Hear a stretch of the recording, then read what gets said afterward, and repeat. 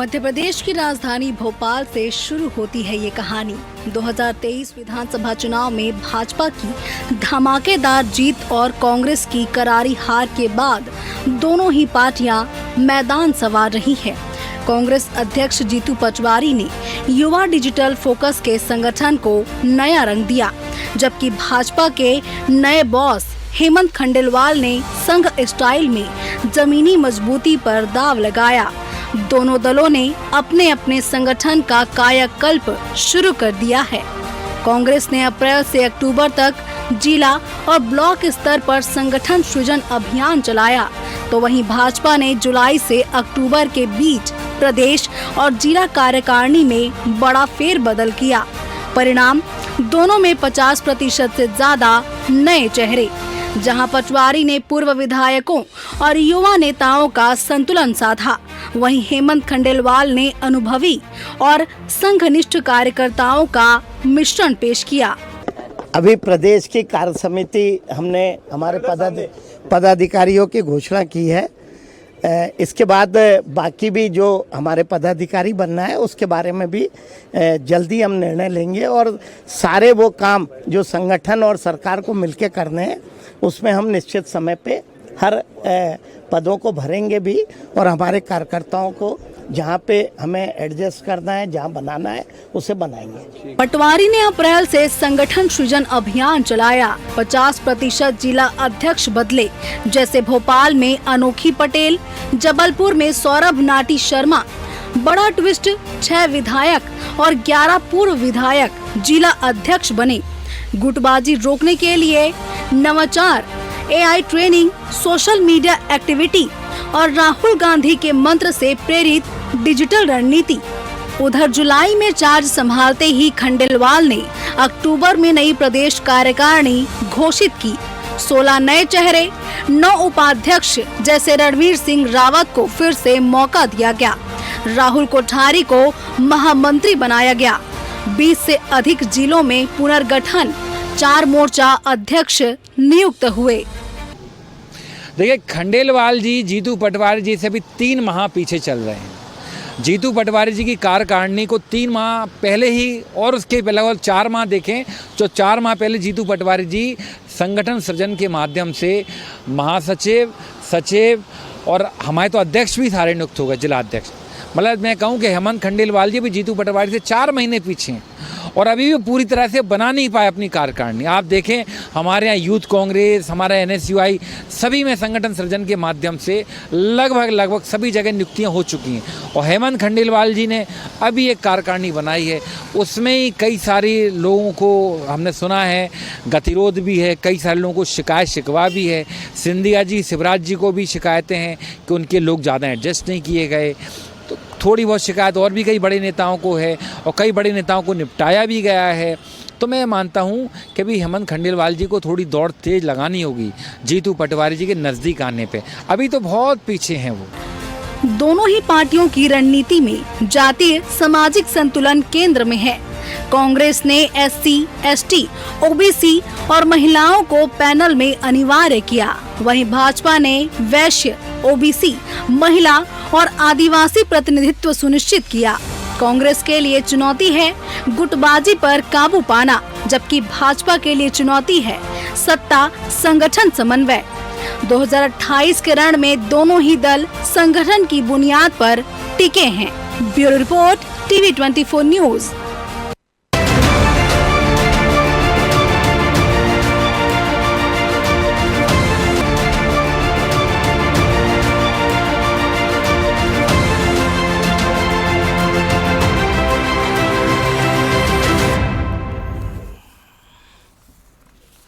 नमस्कार, मैं हूं मोहन तिवारी। डिबेट लाइव बड़ी बहस मध्य प्रदेश में आपका स्वागत है। और बड़ी बहस आज मध्य प्रदेश की इस बात पर हम करने वाले हैं कि मध्य प्रदेश में दोनों ही बड़े राजनीतिक दलों ने किस तरीके से अपनी चुनावी बिसात बिछानी शुरू कर दी है।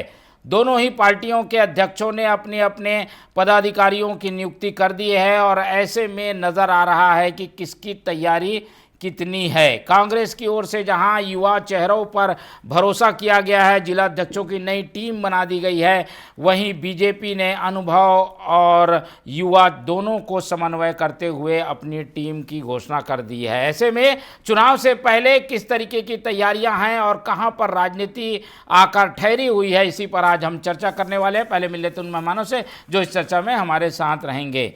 हम बहुत स्वागत करेंगे। हमारे साथ मौजूद हैं वरिष्ठ पत्रकार, इस पूरे मामले का राजनीतिक विश्लेषण शेयर करने के लिए संतोष चौधरी जी, बहुत स्वागत है आपका। हमारे साथ मौजूद हैं कांग्रेस का पक्ष रखने के लिए डॉक्टर विक्रम चौधरी जी, बहुत स्वागत करेंगे आपका। और बीजेपी का पक्ष रखेंगे डॉक्टर प्रेम व्यास जी, बहुत स्वागत करेंगे आपका। तो तीनों मेहमान हमारे साथ मौजूद हैं और जैसा कि हमने बताया, दोनों ही पार्टियों की तुलना करके कि कौन किस तरीके से, किस गणित के तहत, किस समीकरण के तहत अपनी टीम बना रहा है। टीम बन गई है, मुकाबले में जब ये उतरेंगे तो उनकी धार भी दिखेगी, लेकिन जब टीम बनी है तो उनका अपने अपने स्तर पर आकलन भी किया जा रहा है। तो पहली टिप्पणी हम अपने राजनीतिक विश्लेषक संतोष चौधरी जी से ले लेते हैं और उनसे समझने की कोशिश करते हैं दोनों पार्टियों की जो तैयारी है, जो नियुक्तियां हैं, उसे वो कैसे देखते हैं।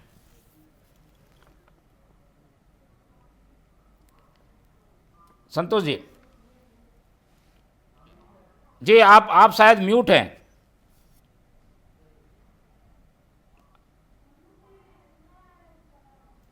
जी बोलिए, आपकी आवाज़।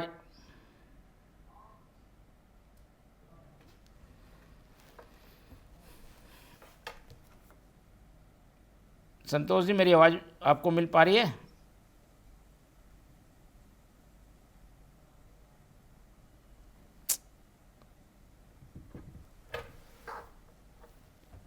जी आवाज़।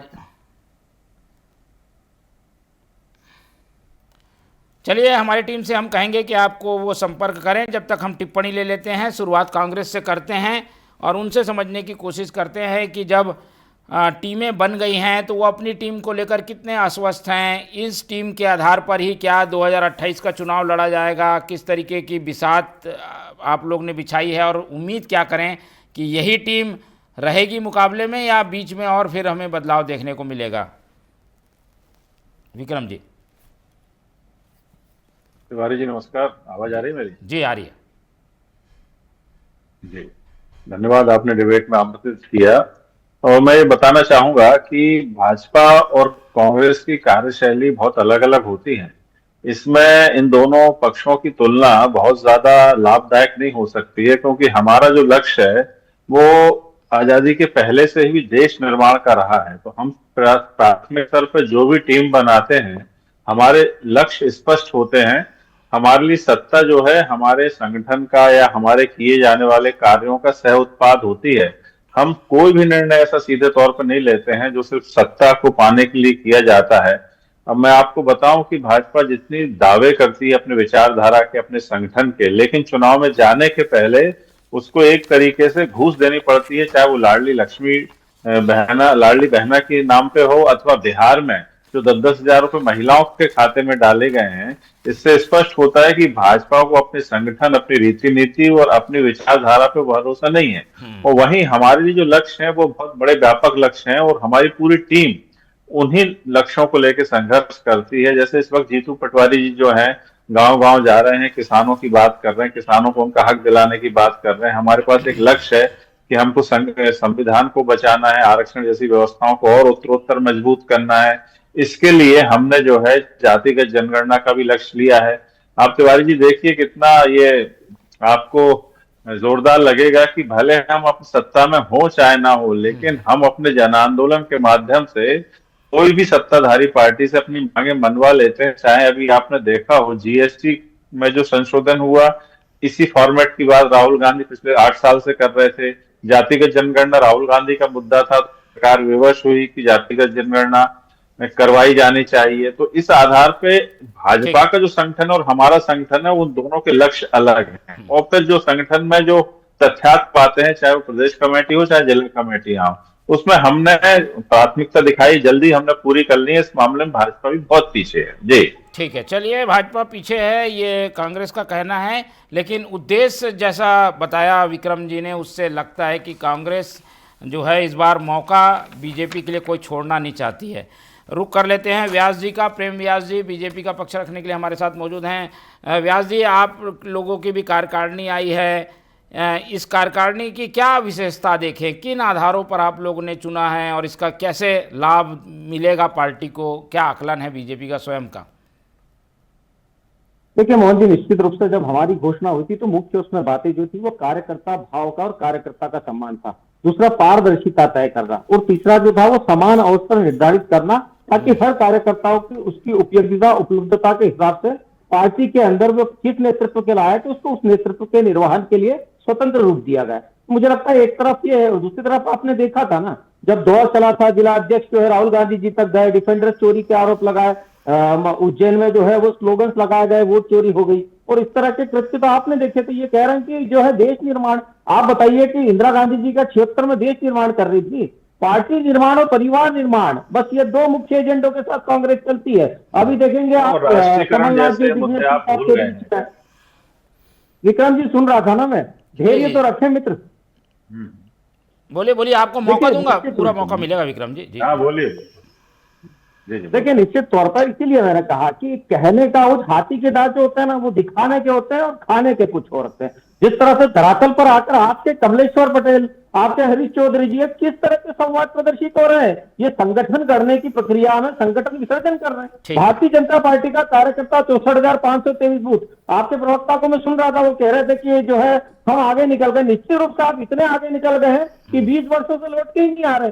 राष्ट्रीय राजनीति में इतने आगे निकल गए हैं कि 15 वर्षों से लौट के ही नहीं आ रहे। तो निश्चित तौर पर एक वो दल है जो सत्ता और संगठन के बीच में कार्यकर्ताओं के साथ समानता के साथ में, समन्वय के साथ में कार्य कर रहा है, और उसको जनता देख भी रही है और उसके लिए निर्णय को सराह भी रही है। दूसरा वो दल है जो आज भी गुटिया राजनीति हो या जिस तरह के चरित्रों के ऊपर एक दूसरे के ऊपर उछालने की बात हो, तो निश्चित रूप से उस कृत्य में लगा है, उसको भी जनता देख रही है। दूसरा आपने एक और बात कही थी कि आजादी के पूर्व से उसके बाद मित्र बहुत सारी घटनाएं हुई, दल बदल कानून आपके इसमें आए क्योंकि लगभग 240 विधायक। चलिए इसमें आएंगे हम अभी खामियों में आए नहीं है। हम पहले ओपनिंग कमेंट्स यही चाह रहे थे कि अपनी अपनी संगठन की संरचना को लेकर आप लोगों के क्या दावे हैं। काफ़ी हद तक आप लोगों ने अपनी बातें रख दी हैं। अब एक विश्लेषण समझ लेते हैं संतोष चौधरी जी से कि दोनों ही पार्टियों ने जो अपने संगठन का स्ट्रक्चर तैयार किया है, कमोवेश यही उम्मीद है कि इसी के सहारे 28 में चुनाव दोनों ही पार्टियां लड़ेंगी। इसको कैसे आंकते हैं, किसने किस तरीके की समीकरणों की जमावट की है चौधरी जी आपकी नज़रों में? चौधरी जी की आवाज नहीं आ रही। चौधरी जी मेरी आवाज आपको मिल पा रही है? नहीं, उनके यहाँ तकनीकी समस्या है, वो समझ नहीं पा रहे हैं।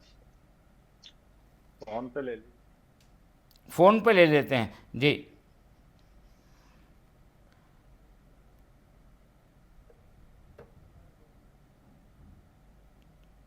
चलिए जुड़ने की कोशिश करते हैं, जब तक विक्रम जी से जवाब भी ले लेते हैं। विक्रम जी, संगठन सृजन और इसको लेकर कई आलोचनाएं झेलनी पड़ी, आप लोगों की पार्टी की ओर से ही आवाज़ उठ के आई, इसको किसी और को कहने की ज़रूरत नहीं है।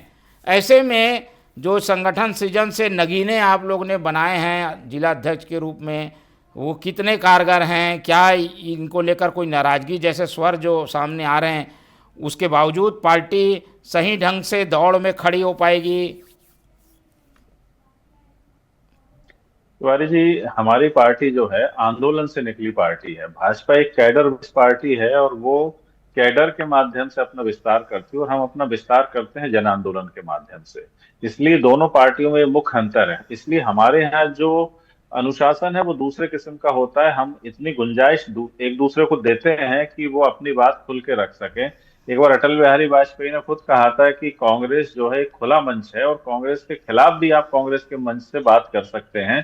तो ये हमारी जो विचारधारा है, ये आपको अभिव्यक्ति की स्वतंत्रता देती है और दूसरी तरफ रेजिमेंटेशन नहीं करती है। आप भाजपा में देखेंगे, जैसे आप भेड़ रहती है, जेबरा रहता है, या पशु रहते हैं, वो एक जैसे रहते हैं, एक ही दिशा में चलते हैं।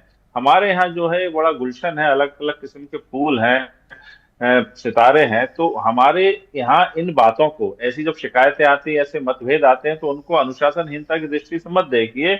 ये बात तो आपको देखिए, आजादी के पहले नेहरू हो, चाहे सुभाष चंद्र बोस हो, सरदार पटेल हैं, तो इनमें भी जो है मतभेद अवश्य थे, लेकिन मनभेद किसी में नहीं थे। और यही हमारी पार्टी की खामी है, इसलिए हमें ऐसी छोटी मोटी बातों को बहुत महत्व नहीं देते। महत्व हम किस बात को देते हैं कि हम जनता के हित में क्या वो एजेंडा, क्या वो नीतियां लागू करवाने में सक्षम है कि नहीं बतौर एक संगठन। तो मैंने आपको दो उदाहरण दिए, बड़े महत्वपूर्ण उदाहरण थे कि जातिगत जनगणना के मामले में योगी आदित्यनाथ कहते थे कि बटेंगे तो कटेंगे, फिर नरेंद्र मोदी को घुटनों पे आना पड़ा, बात माननी पड़ी। तो हमारा जो लक्ष्य है वो ये है कि संविधान और सरकारें जनता की सेवा में और देश की सेवा में लगे। इन्होंने इंदिरा गांधी की बात की, इंदिरा गांधी ने जो रिफॉर्म्स किए हैं उन रिफॉर्म्स को देखिए। आज ये हालात हैं कि LIC कांग्रेस के बनाई हुई है, LIC का पूरा पैसा एक उद्योगपति को दे दिया जाता है, SBI का पैसा पूरा उद्योगपतियों को दे दिया जाता है। आज हमारा विषय ये नहीं है, बात है जो मैं कह सकता हूं। बिल्कुल हम संगठन पे जानना चाह रहे थे।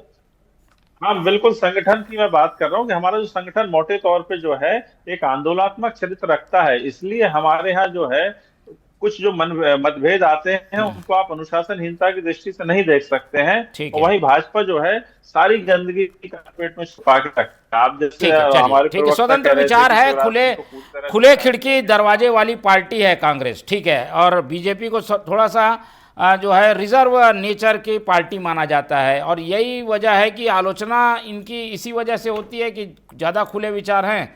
और बीजेपी की आलोचना इसलिए वजह से होती है कि ज़्यादा वो आपस में ही बातचीत करते हैं, बातों को सुलझाते हैं, लेकिन अंदर खाने की चीज़ें बाहर नहीं आ पाती। प्रेम जी, देखिए बाबा साहब का एक स्टेटमेंट कोट करता हूं, उन्होंने कहा था कांग्रेस को जलता हुआ घर है, जिसके आसपास भी कोई आएगा तो वो जल जाएगा। ये आदरणीय बाबा साहब की लाइन थी। दूसरा, अगर अनुशासन को जानवरों से तुलना करना है तो मुझे लगता है इससे बुद्धिमान प्रवक्ता आपको नहीं मिलेंगे कि जो अनुशासन की तुलना पशुओं से कर रहे हैं, कि जिस तरह से जेबरा चलता है। अरे भाई, अनुशासन है हमारी पार्टी में। आपकी तरह लगभग 20 लोगों को आपने अनुशासनहीनता का नोटिस दिया है और वो कह रहे कि हम मानहानि का केस दर्ज करेंगे।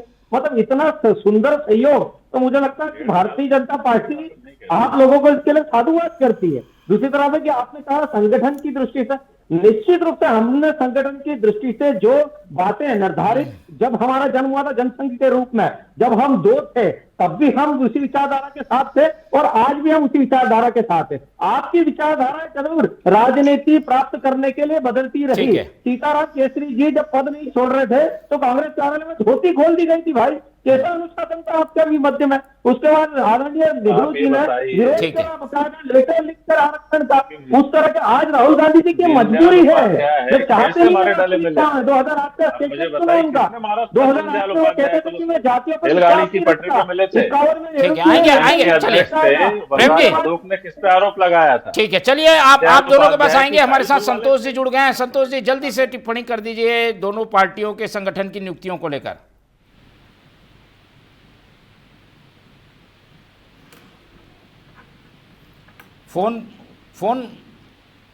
फोन पर बोलिए।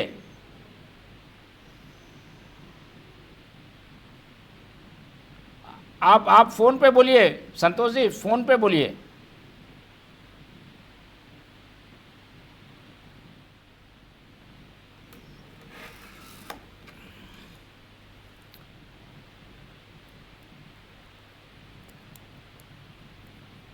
चलिए ठीक है, आवाज़ की दिक्कत है।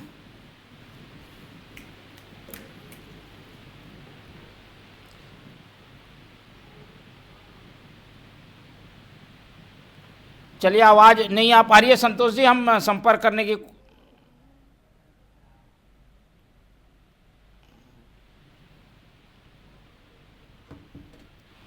हेलो, ठीक है।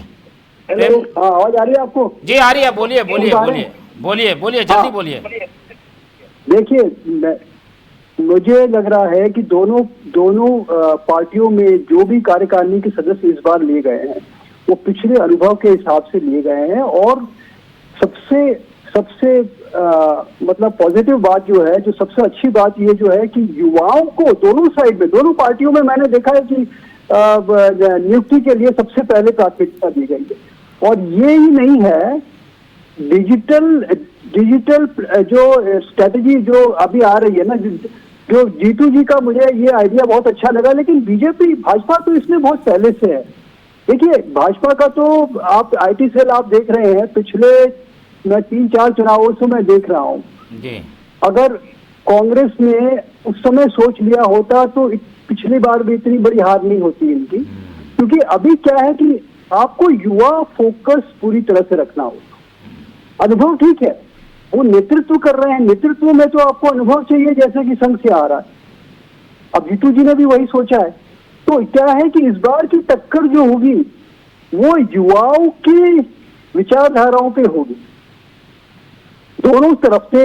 अब ये होगा कि आप सिर्फ अनुशासन और संगठन की बातों से नहीं आप चुनाव जीत सकते। अब आपको युवाओं की मानसिकता, युवाओं की जो इच्छाएं हैं, जो एक्सपेक्टेशंस है, उन पे ध्यान देना होगा। तो युवाओं को किसने अगर ज्यादा आप तवज्जो नहीं दी दोगे, है? आपने नेपाल में भी देखा, आपने नेपाल में देखा, मैं मेंशन करता हूं। देखिए अब जो है, अब सिर्फ अनुभव काम नहीं करेगा। मैं सिर्फ इतना संक्षिप्त में बोलूंगा कि अनुभव नहीं, ठीक है। डिजिटल तो स्ट्रेटजी, आपकी नजर सोशल में मीडिया- किसने युवाओं को ज्यादा मौका दिया है? आगे की टीम बनाने के लिए, सेकंड लाइन बनाने के लिए कौन सी पार्टी ज्यादा काम करती दिख रही है?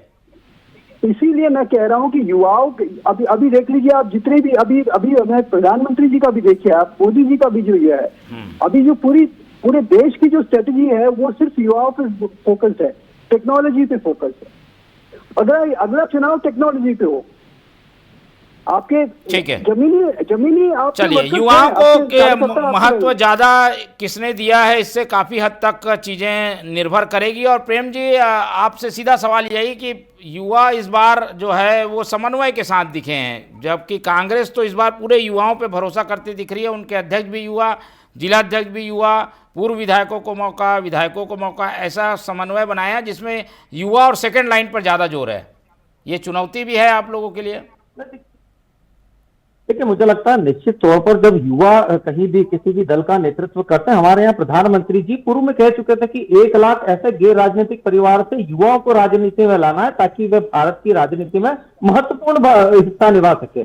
और ये तो पूर्व से जो बात कांग्रेस बोली, ये विजन तो प्रधानमंत्री जी ने पूर्व रख दिया था। उसी समय स्टार्टअप तो तमाम तरह की योजनाएं, सीखो कमाओ, सब तरह की योजनाएं, ताकि युवा आगे बढ़े। और राजनीति में भी युवा अगर भविष्य बनाना चाहते हैं तो निश्चित रूप से वे आगे आ सकते हैं, लेकिन उन युवाओं को व्यवस्थित और मार्गदर्शन अगर मिलेगा तभी वो भारत की नींव के लिए सदृढ़ उपयोगी हो पाएंगे। और उसी तरह से जब संगठन व्यवहारिक रूप से उन युवाओं को ट्रेन करता है, आप देखिए ना, भारतीय जनता पार्टी में युवा नेतृत्व के रूप में जितने भी युवा से जुड़े थे, आज वे देश की राजनीति में एक सबल हिस्सा और एक सदृढ़ नेतृत्व के रूप में कार्य कर रहे हैं। और मुझे लगता है कि सिर्फ युवाओं की बात नहीं, अगर आदरणीय जो संतोष जी कह रहे हैं जिस बात को, तो उस समय जेपी आंदोलन में सब युवा उनके पीछे हो गए थे। आप देखेंगे जयप्रकाश नारायण जी का जो आंदोलन जिसको इंदिरा गांधी जी ने दबाया था, उस समय उनकी उम्र लगभग 72 वर्ष थी। तो युवाओं के आदर्श के रूप में अपने आपको प्रतिवासी स्थापित करना और उसके बाद युवाओं को प्रेरणा देना, यह भारतीय जनता पार्टी अच्छे से करती है। इसीलिए आज माइग्रेट होकर युवा निश्चित रूप से भारतीय जनता पार्टी के विचारों के साथ जुड़ रहा है। ठीक है, चलिए, युवा को महत्व दिया है ऐसा बीजेपी मानती है, लेकिन कांग्रेस ने भी जो महत्व दिया है उस पर सुन लेते हैं। चौधरी जी,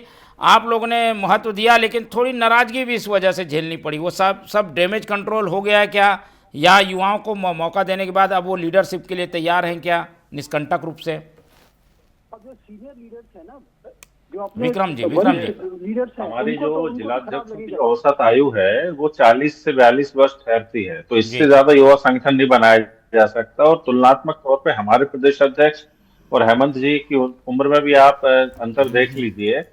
लेकिन महत्वपूर्ण ये बात नहीं है कि आप युवाओं को कितना स्थान देते हैं, महत्वपूर्ण बात ये है कि आप युवाओं की अपेक्षाओं पे कितना खरा उतरते हैं। जैसे संतोष चौधरी जी कह रहे थे कि जैन जी जिस तरीके से विद्रोह पर उतारू है, तो उससे ये पता चलता है कि जो अभी का युवा है वो एंटी एस्टेब्लिशमेंट हो गया, वो सरकार के खिलाफ अपने हाथ में कानून लेने को भी आतुर है। तो हमारी जो अपेक्षाएं हैं युवाओं के माध्यम से युवाओं से संवाद करने की है, जिससे ये जो युवा है ये गैर संवैधानिक काम ना करे। ये अलग बात है कि भारतीय जनता पार्टी ने रोजगार जैसे मुद्दों पर, शिक्षा जैसे मुद्दों पर और अन्न उत्पादन के मुद्दों पर युवाओं को कतई संबोधित नहीं किया है। ठीक है, संतोष जी, एक आखिरी टिप्पणी, दोनों पार्टियों को देखकर युवा जो है वो किसकी तरफ ज्यादा हैं, या किसने ज्यादा महत्व दिया है युवा को, आपका क्या आकलन है?